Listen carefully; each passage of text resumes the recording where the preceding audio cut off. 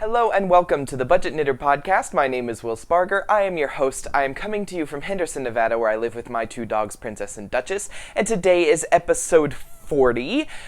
Wow, 40 episodes. I've been doing this for, help me remember, somebody who's been here from the beginning. It's been almost 2 years, right? I think. I only do it every 2 weeks and sometimes every 3, like this one.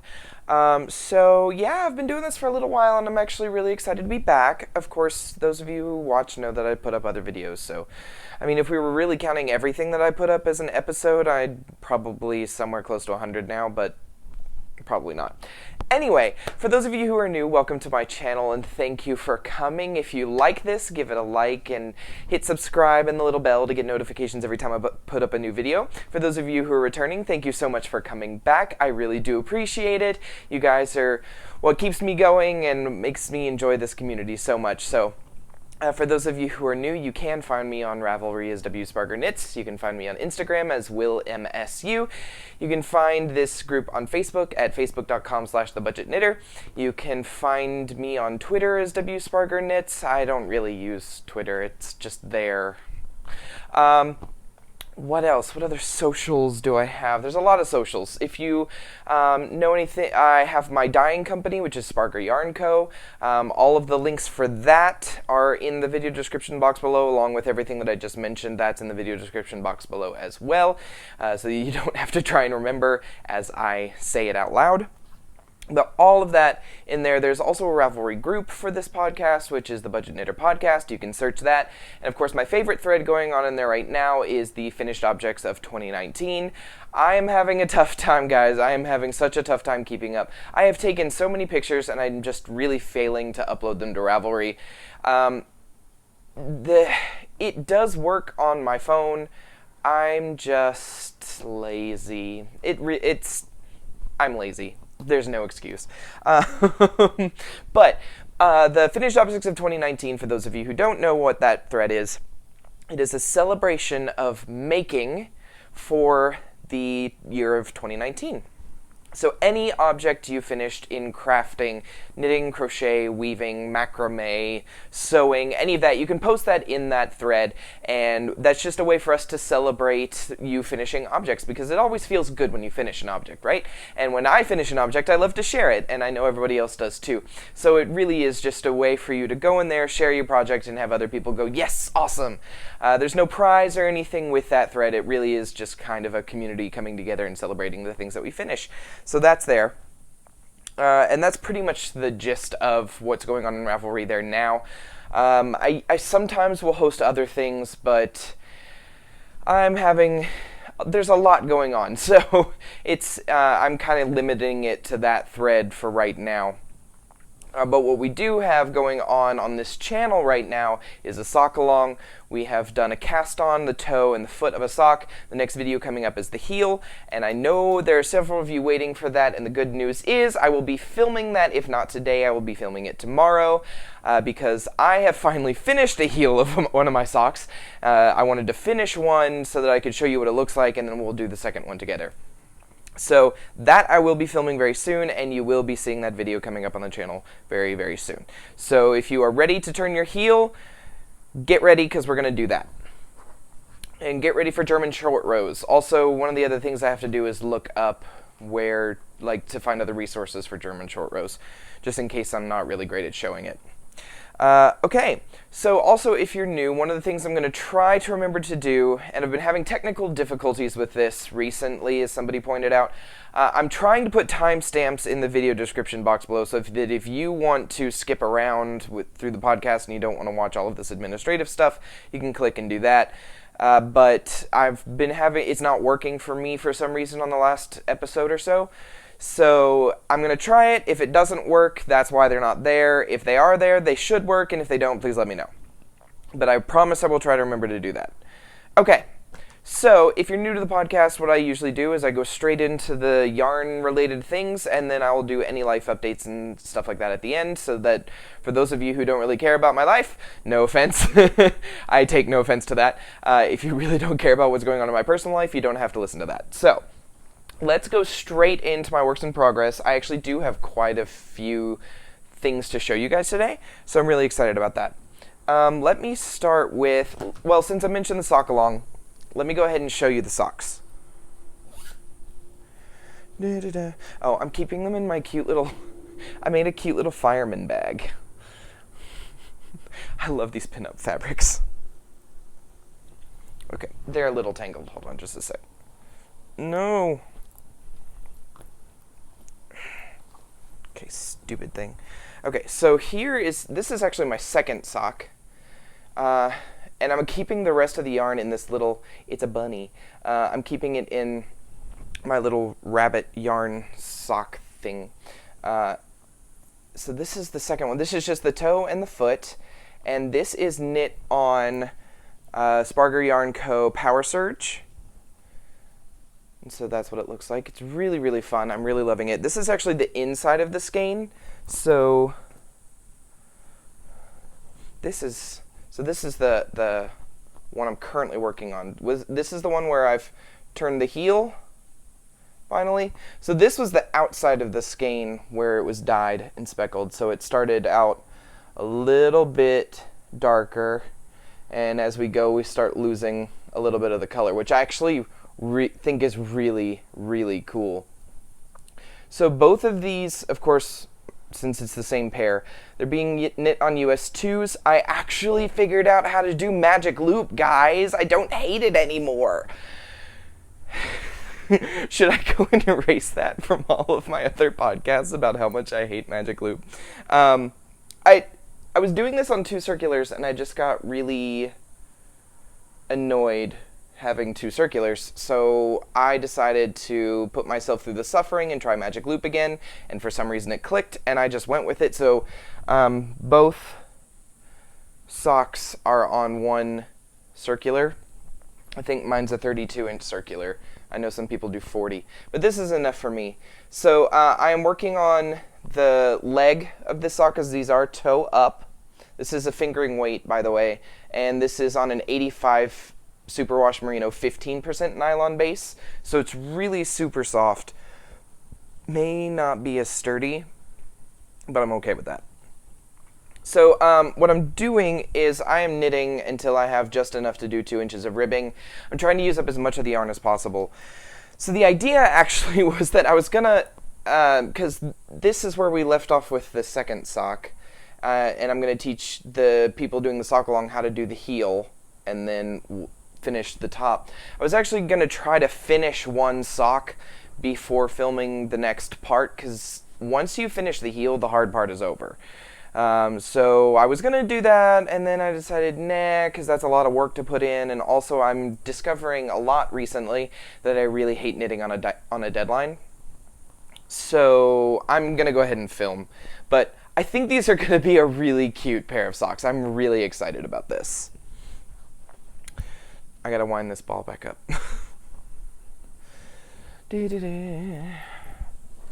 Okay, back in the bag you go.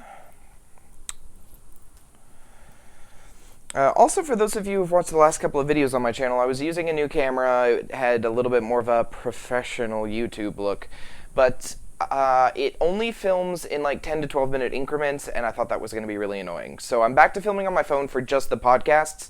Everything else I'm going to transition to the other camera. With that being said, if I can find a program that'll allow me to do remote capture where I'm capturing the video on my computer instead of on the memory card, I will transition to using the other camera for that as well. Because the only thing about using my phone to film is that you can see all of this. And there's a lot going on. Anyway. Okay, next work in progress is right here. This is a half, it's a half hoe. It's a faux, half finished. It's a hoe. Oh, it's a hoe. It's a half object. Okay, so this is crocheted, and right now it's just a triangle, but so it's called the Desert Wind Scarf. Yes, Desert Wind Scarf. I forget who it's by. It's a really, really simple crochet pattern.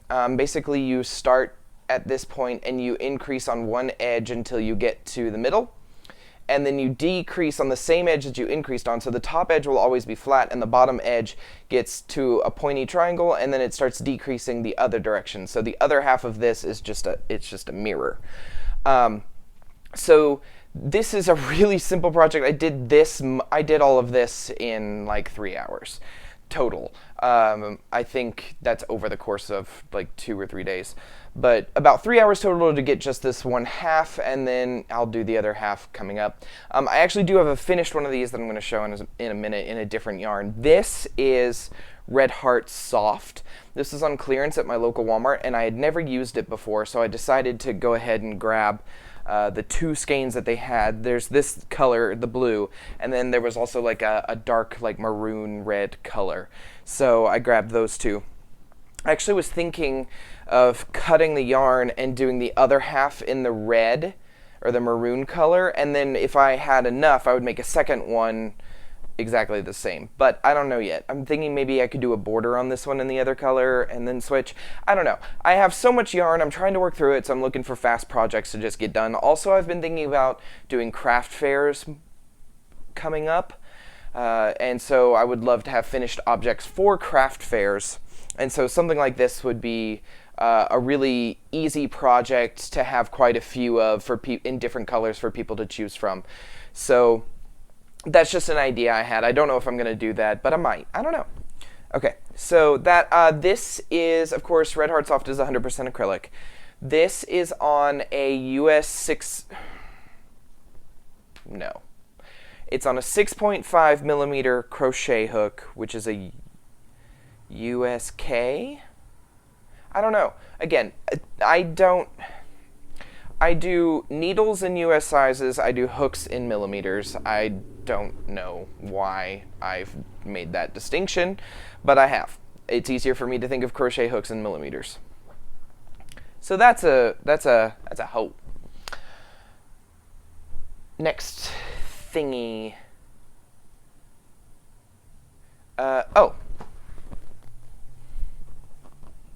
I am making more progress on my cloak.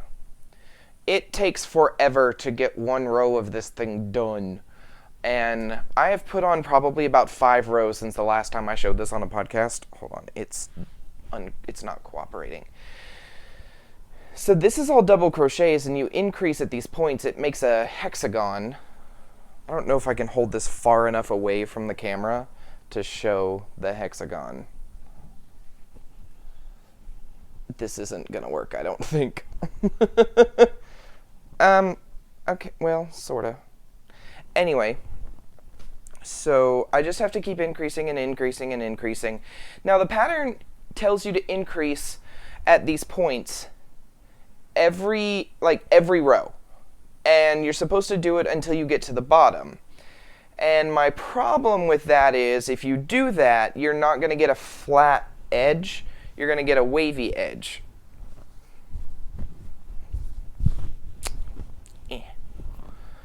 How far down does this go?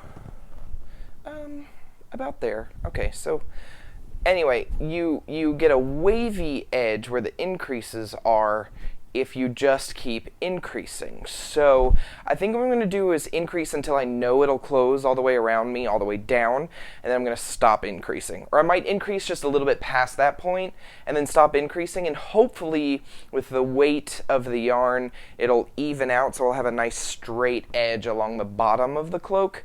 And then another thing I got to do, so the top is going to be white, the middle is going to be gray, which I'm going to go to the middle when I get about here, I think. The middle will be gray, and the bottom will be black, and the hood will be black. Or maybe I'll stripe the hood. I don't know yet. And then there's a border you put on it, and I haven't decided what color I'm going to do that yet either. Maybe black. So maybe white. I don't know. I haven't decided. I'll decide when I get to that point. It's going to take a while. But when I'm done with the white, I actually have to, I started with too many stitches. This pattern was written for bulky weight yarn on a US 9mm, or on a 9mm hook.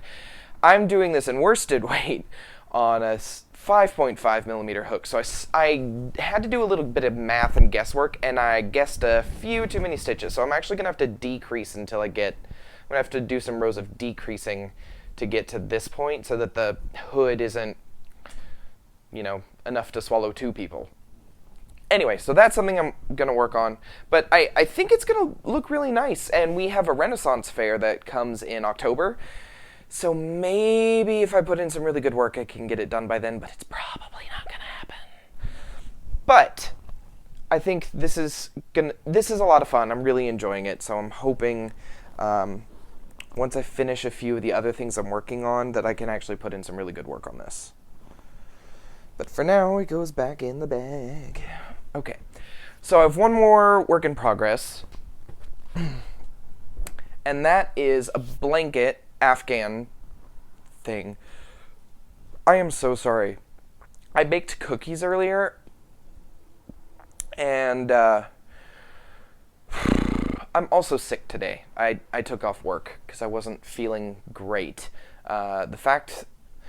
you can't see it, but right now I'm fighting a major sinus headache.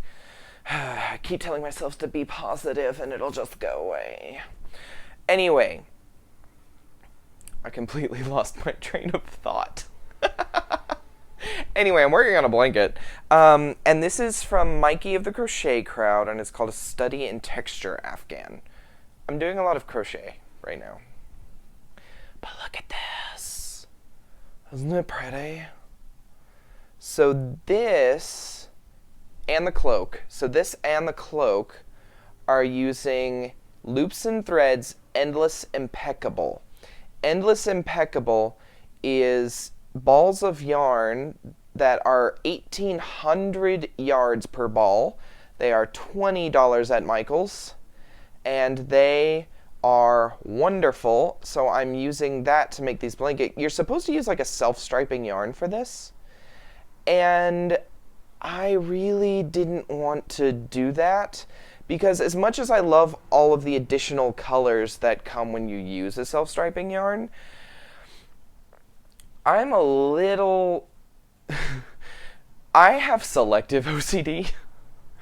I don't care if I drop a stitch in my knitting and I'll just call it a design element, and that's not a problem. But for some reason, when it comes to something like this, where the rows are very defined and a change in color would be very, very obvious, I decided that I needed every row to be the same color. Like the full row needed to be the same color. So that's why I chose this. Also, I bought it without thinking of what I was going to use it for, so this just turned out to be really handy. Also, I think the 2 colors looks really good, and especially because I know a couple people who are going to need baby blankets. I mean, this is definitely bigger than a baby blanket. Don't judge me. I just wanted to do this anyway. But this is something that could grow with the kid. But also, it's gender neutral. It doesn't have blue or pink to represent boy, girl, or other. It's purple and yellow, I've been told, are really good colors, really good go-to colors for people who are having kids who either don't know the gender or who don't reveal the gender. And so this is just a really safe, this was just a kind of a safe direction to go if I was going to give this as a baby blanket. So if I was going to give this as a blanket for a baby who then turns into being like 5 years old. Because this is it is a big blanket. And I still actually, so I just finished, so this texture is called crisscross applesauce. I don't know if you can see how those are crossing. It's not a great example. Anyway, the next, I've got 3 more rows in this section, and then I've got to do something like 12 rows in a border. So I'm probably another 2 weeks away from finishing this because, of course, the bigger it gets, the longer it takes. So I'm hoping to have it done in a couple of weeks. We'll see. The last rows aren't necessarily the easiest. But the other thing is, this is acrylic, but I'm still working on my tension with crochet. It's better, but I've discovered that my tension varies between like single, half double, and double crochets. So my singles are really tight and my double crochets are pretty loose. So then I end up with areas in this that are pulling. So when I block it, it's going to get, it has a picot border. So the picot border is going to be, I'm going to put a pin in every picot, and then I'm going to actually pin the blanket edges where I want them to go to give them 90-degree angles, and then I'm going to steam block the hell out of it. And then I'm going to wash it, because steaming it should kill the yarn, so it's not going to adjust. I've done that with a couple of crochet projects. And then washing it will soften it up. So that's kind of where I'm going with that. Okay. Finished objects. I'm going to talk about one first. I don't have it. I don't have a picture of it. But the piece I was working on for the Farmer's Daughter Summer Craft Along, I finished it, and I turned it into my local yarn store, Mad Knitter's Yarn. I turned it in there, and she has to keep it because at the end of the summer knit along, we're going to vote on it, vote on the different objects and see who wins. It was an original design. I kind of showed you guys what I was doing with it. The next time I can get to the shop, I will go and have somebody model it and take a picture of it, and I'll probably show it on my Instagram, but which will also go to my Facebook. Instagram and Facebook have the same posts, and I'll show it that way. I just don't have it on me, but I did finish it. I used as much of the yarn as I possibly could. I think I was only left with maybe 5 grams of the 3 skeins that I bought to use, and it's their DK weight. So one thing about using the Farmer's Daughter yarn is that it feels a little rough. It is merino wool, but it feels it almost feels acrylic-y when using it. But you soak it when you go to block it, and then as it softens up like crazy when you block it. So I was pleasantly surprised when I had finished blocking it and everything. I think it's an original design. I really didn't like how it turned out. So I'm not going to write it down. It's not something I plan on doing again later, but it works kind of. So when I have somebody model it, I'll let you guys kind of judge whether or not you like the way it turned out. I personally don't, but you guys might. So we'll see what happens with that. Anyway, I will get that on my Instagram the next time I'm in the shop. And well, no, it's sealed. Forgot we have it like hermetically sealed for some reason. Okay, so I guess we're going to have to wait until Labor Day. Shoot, why didn't I take a picture of that earlier? I'm sorry. Anyway, so I did finish that. Second finished object is the other Desert Wind scarf I was talking about. It's this one. So this is using Premier Sweet Roll DK, or is it just Premier DK Colors? I made this so long ago and forgot to show it. Or did I show it? I can't even remember. I'm losing my mind. Hi! Okay, so I made this a while ago, and I did it because I was going to review this yarn, and then what I think ended up happening is I didn't end up buying more yarn to review, and so this just ended up kind of sitting somewhere, and I really can't. I will go to Joann's and find out what yarn this is, and then I will do a review of the yarn, because I actually really liked working with it. It's the brand Premier, and it kind of rivals Caron Simply Soft, but it doesn't have nearly as much of the yardage. But it is self-striping. I really like the colors that this was. I don't know the colorway. The ball band is long gone. I will try to find out all of that information, but I wanted a finished object to show that was a little more simple than the next one. I do have one more finished object. Anyway, so again, really simple project. It doesn't take that long at all, and you're working into the chain spaces, so you don't actually have to insert into a stitch. You just insert into a space and do a double crochet and then a chain one, and then you've just got your little increases and decreases at the bottom edge. And it's really that simple. So yeah, it's a free pattern on Ravelry, but it's not on Ravelry. You go to Ravelry, and then it takes you to the designer's website. But Desert Wind Scarf, that's what this is. It really is a really simple, fun crochet project. You're great for a beginner. Anybody could do this. They recommend using Caron cakes, so if you have Caron cakes, this is a great project to do with those. So let me do my last finished object. And this is something I've been working on for a while. Those of you who are returning will notice or will know what this is. And hopefully you'll be happy that I finished it. It has been on my Instagram. And I've got a few people test knitting this. But it is the poncho I was knitting for Spargur. And if you want to see more, please go to my Instagram. I'm not going to put this on. It is way too hot here in Vegas. But this uses 7 skeins of worsted weight yarn from Spargur. They are 180 yards each. And it's got this eyelet bottom with an I-cord border. And it really is, it's basically one piece. You knit this giant flat piece, and then you put the bind off and the increase edge together, and you seam it, and the seam actually comes out also looking like an Anyway, the seam also comes out kind of looking like an I-cord. And then you put the border on and all of this, so you do a bind off, the seam, and the border all without cutting the yarn, which I think is really nice. There's fewer ends to weave in. The only thing you then have to do after you finish the border is do the collar. And then you're done. So it did take me a couple months to knit this.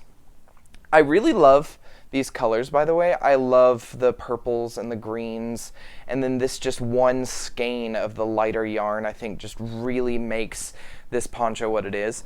But I hopefully wrote the pattern so that you can use any worsted weight yarn. I know people who are using it in Karen Big Cakes, but you should be able to use it in any worsted weight yarn regardless of yardage, because there are stitch counts in there, but also the border is kind of just pick up under every V of the selvage edge all the way around, and when you get to a corner, if you have an even number of stitches, do this. If you have an odd number of stitches, do this. It's more of a, it doesn't have to be exact, because 1, it's so big, and 2, no one's really going to notice. But it doesn't have to be exact. So for those of you who like something that is exact, sorry. There's so many, like when you pick up the border on that poncho, there's so many stitches, I really didn't feel like being exact was that important. Also because I wasn't counting, and then I didn't want to go back and count, so I didn't. Anyway, that will be, I don't know when we're going to release that, because I have to give this to April at Spargur. But I gotta have my testers finish it first. So be looking for that. I don't know what the plans are. I do need to get with April and find out what she wants to do, because I know she has to have the sample, but she will also, the pattern will be available on Ravelry with me as the designer, but I think it's still through Spargur, because they'll be selling it through them, I think. So that's a logistics thing I don't quite know yet. But be looking for it. There will be a release, I'm hoping, by the end of the year. So be looking for that. So, who wants to see some new stuff? I have a little bit of new yarn. Some of it I got at Michael's during their semi-annual clearance sale. And then some of it is other stuff that I bought either from my local yarn store or from dyers that I have been saving up to buy from. Really, there's only one of those, actually. Okay, so I'll start with my local yarn store because I'm really proud of these. Some of these may be repeats, and I apologize. But anyway, so Mad Tosh does like seasonal colors. And they had a whole section of like Christmas or holiday color yarn. And it didn't move great during the holiday season, so my local yarn store put it at 50% off, so it ended up being $12.50 a skein. So I bought 6. Not at the same time. I did not buy 6 at the same time. I bought 6 over a 8-week period. So I bought like 2 every time I went in because I was gone one weekend, I think. So I spent $25 every 2 weeks, which is within my budget. So I'll just show them. This, all of these have sparkle, by the way. Wait. Yeah, all of them have sparkle. It's really hard to see, though. This one is called Blinkin' Beacon. Blinkin' Beacon. Like Rudolph's red nose. And then we have Laurel. I don't know what that's in reference to. But Laurel, Laurel. Then we have Faint. This may not have been a Christmas color. I think this may have just been something that was left for a while. But I could be wrong. But Faint, F-A-I-N-T. Grinch. That's really pretty. I like that. Then Bitter Root. Bitter Root. Just a tonal brown with some sparkle. And then this is my favorite. This is Mistletoe. Reds and green speckles, and the sparkle that's in here is the same color as the speckles, which I think is really cool. So I got all of those. No idea what I'm going to use them for, but when else was I going to get Mad Tosh for that cheap? Okay, and then for my birthday, I may have shown these already. Anyway, for my birthday, my coworker Dan got me a Karen cake and a Karen chunky cake. This one is mixed berry, and this one is sweet and sour. So those are cute. I really like those. Karen Cakes is 80-20, 80 acrylic, 20 wool. Chunky, I think, is 100% acrylic. Yeah, 100% acrylic. Oh, Mad Tosh. These are single ply, by the way. And they are 90% merino wool, 8% acrylic, and 2% stellina. 420 yards. It's a fingering weight yarn. Hand wash only. So it's not super wash. Or is it? I don't know how to read these things. Stop putting symbols on stuff. I don't know symbols. Okay. Anyway. So then at the Michael's clearance event, I got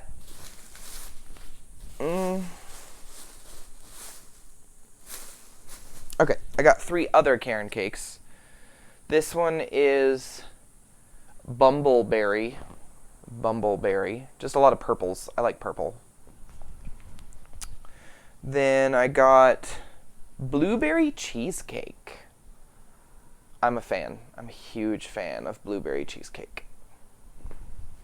And the last one was Cake Pop.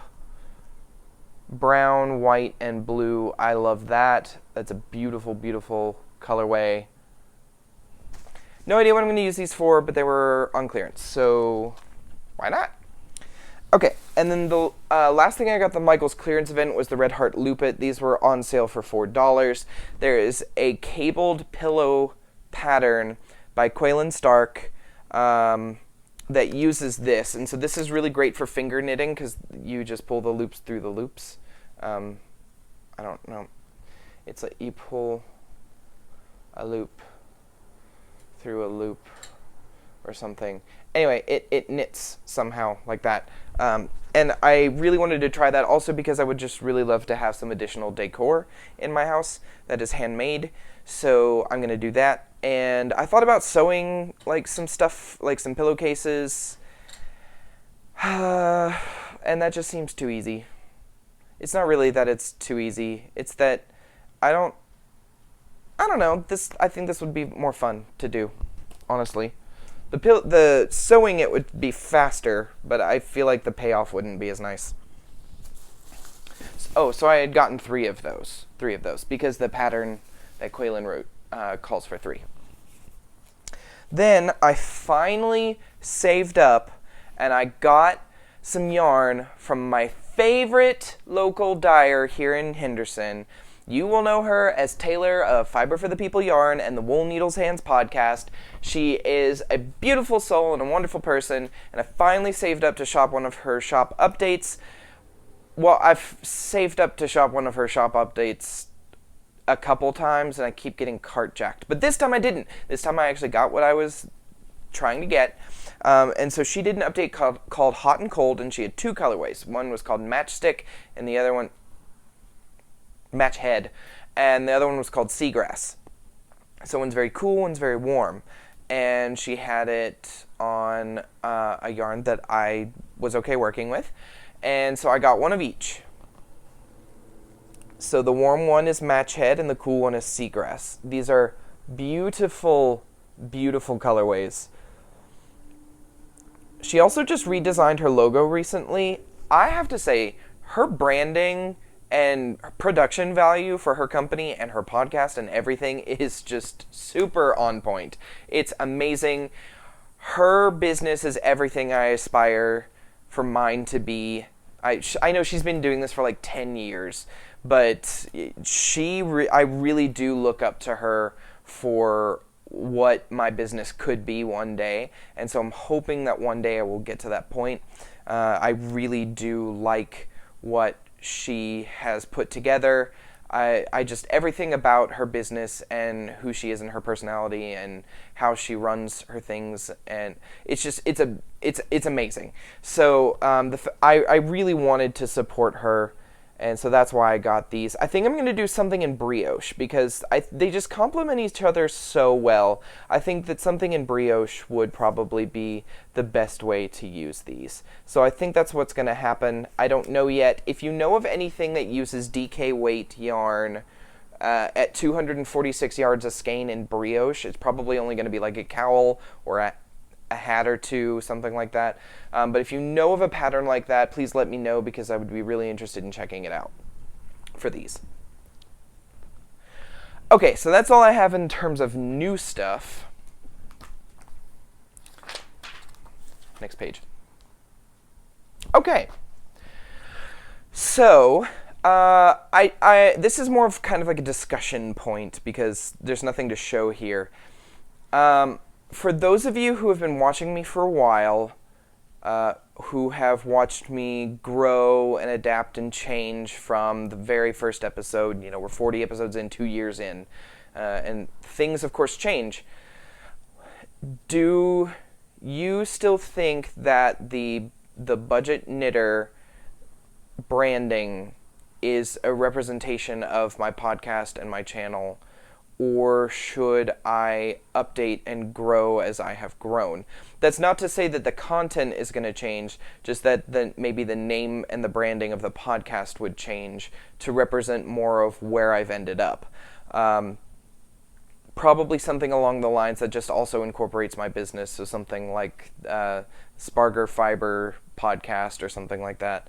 And I ask that because when I started doing this podcast, I really was not in a great financial place.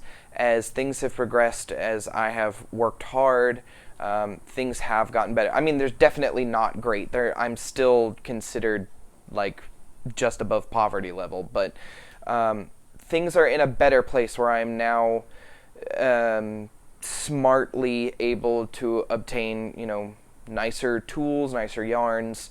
I definitely don't have the stash of like the yarn hoarder or some of my friends who basically have an entire yarn store in their house. I don't have that, and a lot of the things I do have been gifted to me.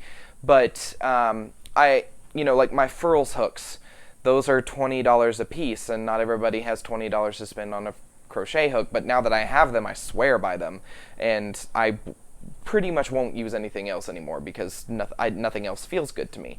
But I want to be cognizant of whether or not the branding surrounding the podcast is representative of the content. That being said, if we want to keep the name for this podcast, would you like me to try to move to more budget-friendly yarns and tools for the sake of the podcast? Not saying that I can't have the nice stuff and use it, but just for the sake of the things that I show on the podcast, would you prefer it to be more budget-oriented? Of course, I will continue to do yarn reviews and everything regarding budget items, because I think that's important. And don't get me wrong, I love using this. This is one of my favorite things to use. But I am acquiring a lot more of the higher end yarns, and as I use them, I don't want people to feel like they came here to see budget items and now they're not getting to see that. So let me know your thoughts. Let me know your thoughts, concerns, questions, anything like that in the comment section below. Be respectful. I'm not here trying to hate on anybody, absolutely, in any sort of way. I'm really just asking, do you think that the Budget Knitter represents the content of this podcast any longer? Should I change the name, or should I try to go back and show fewer of the nicer yarns and more of the budget-friendly things? This really is a community about you guys. I'm here to serve you. I mean, of course, I love showing the things that I have, but just let me know your thoughts, your concerns, your questions.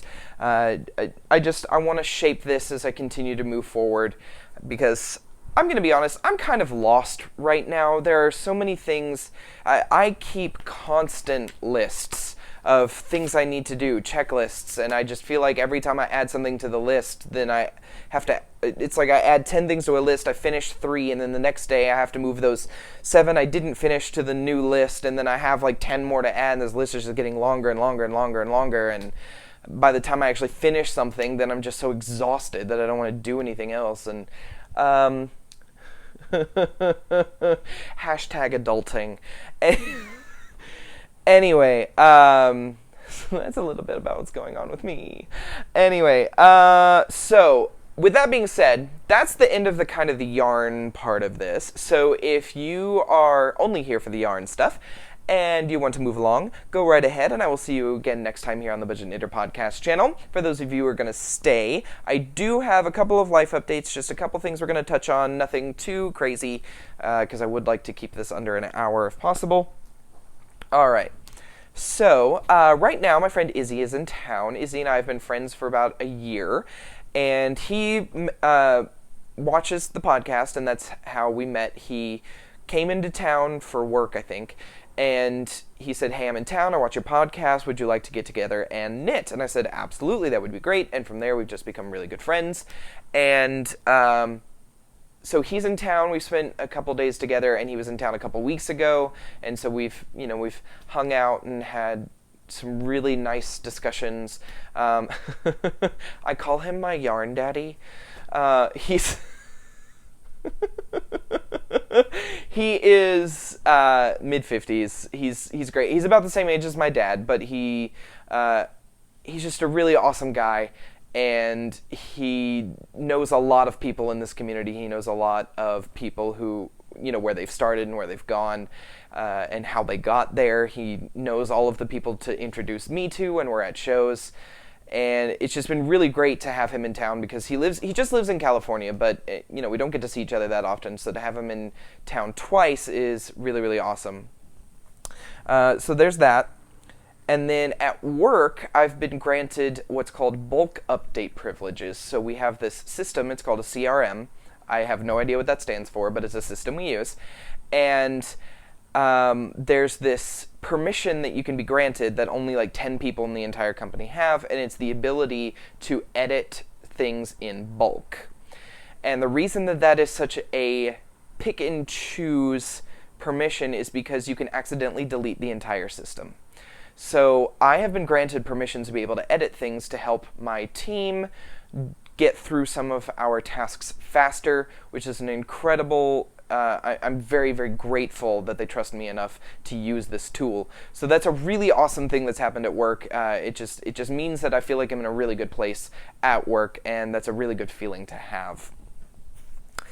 And the last thing is I reconnected with an old friend. Actually, he's an ex, and he's my first ex. We were 15, and we've stayed in touch over the years. And his name is also Will, and we met at a summer camp, and we kept in touch quite a bit. But you know, as years progress, you slowly fall out of touch, and I recently just decided to reach out to him, and we've, you know, chatted a little bit recently, and it's just really nice to hear. We've known each other for now 13 years, I think, and I found a scrapbook with pictures from summer camp in it, so it was mostly just reminiscing on old memories and talking about the things we've done recently and graduating school and the work that we do. It's just been really nice to catch up with him. So, yeah. Anyway, those are my few little life updates, and thank you guys for joining me so much. I will have that sock along heel update uploaded very, very soon. I promise I'm going to film it either today or tomorrow. Promise. And then other than that, I'm going to plan out hopefully the rest of the year's videos and try to keep a schedule on that so that you guys know what to expect through the end of the year. But with that being said, I'm going to go. I have some cookies to eat because I am hungry, and I will see you all again very soon here on the Budget Knitter Podcast channel. Thanks. Bye.